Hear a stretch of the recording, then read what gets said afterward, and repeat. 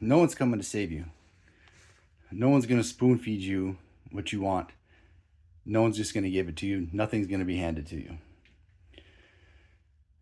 When I was a competitive powerlifter, I got to a point in my career to where I went 6 years without a PR, 6 years without improvement. A lot of people's careers don't last 6 years in powerlifting.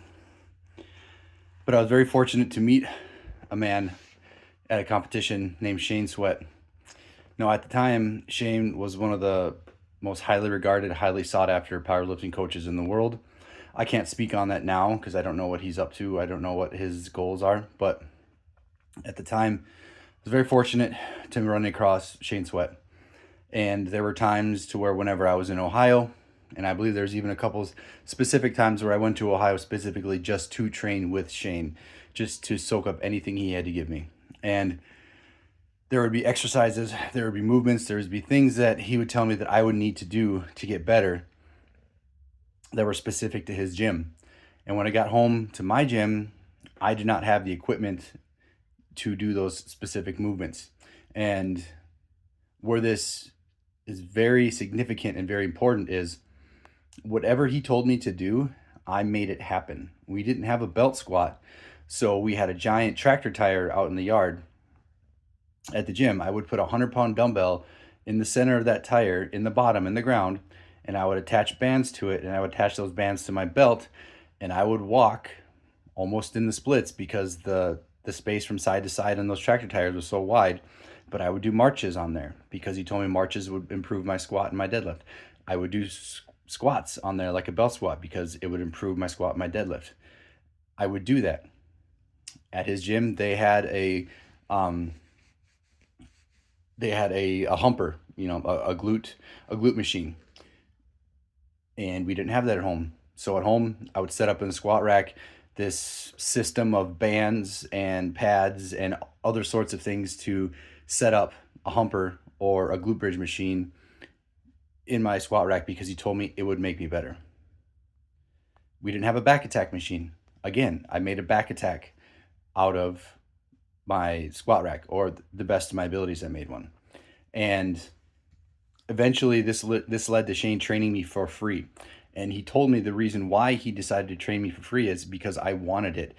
Anything that he told me to do, I found a way to do it because I realized that there was value. And if he said that this is going to get you what you want, I made it a point to do it no matter what. And he told me that that was the reason why he decided to train me for free. And within a year and a half of training with Shane, I put almost 200 pounds on my total. This is after being in powerlifting for probably probably about 10 years. This is almost being powerlifting for about 10 years and being stagnant for about 6 years. In less than 2 years, I put almost 200 pounds on my total.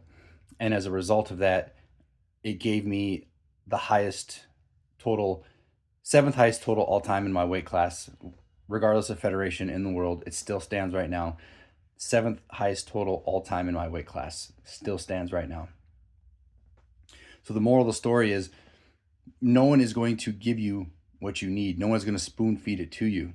If something shows up on your program from your coach or your boss or just whatever, if there's somebody providing you with a service or providing you with information to make you better or to get you closer to where you want to be, it is your responsibility to make it happen. There's so many times where I'll come across people in both the training and just in real life, and they'll be told, you need to do this thing in order to get better. And if they don't have the exact specific easy money setup, like it just laid out in front of them, here, all you have to do is get on it and do this. If they don't have that, they just won't do it. There won't even be any thought to how can I make this? How can I make this happen? Like what can I do to build this to where I can be doing the same thing that I was told to do, even though it wasn't the exact same thing they said, because I don't have access to that equipment. I don't have access to the facilities. I don't have access to it. You need to make access to it. You need to make the equipment. You need to make the time. If there's someone who you value in an industry that is giving you advice and teaching you how to better yourself, if you don't take the time and the effort and the responsibility and the drive to take care of that, you won't get any better. And it is so easy to see the difference between people who make it and the people who don't, because the people who make it are the ones who made it happen regardless of whether it was easy or it was hard. So take a look. Do an inventory. How many times in your life has someone given you the golden ticket, and because you didn't have the exact things necessary to do it, you just didn't do it at all?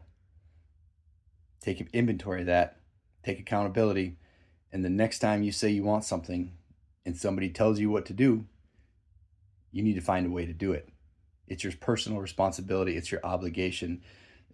Your dream is nobody else's obligation. Your goals are nobody else's responsibility but your own. You are the only person that can make them happen. And you can make them happen. It's just a matter of following through and being driven and doing exactly what it needs to be done to get that done.